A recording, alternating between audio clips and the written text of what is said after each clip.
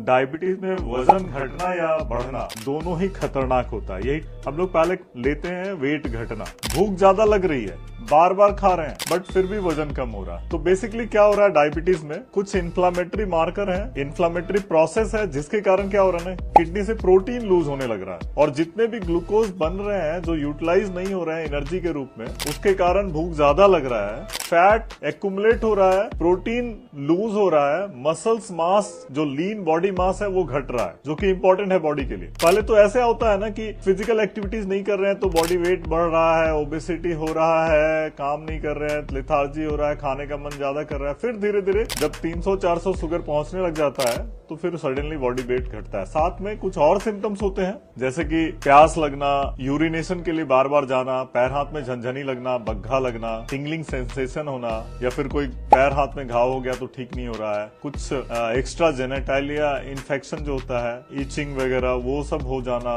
आंखों की रोशनी में कमी आ जाना, तो ये इंपॉर्टेंट मार्कर है। कुछ और कंडीशन है जैसे हाइपरथायराइडिज्म में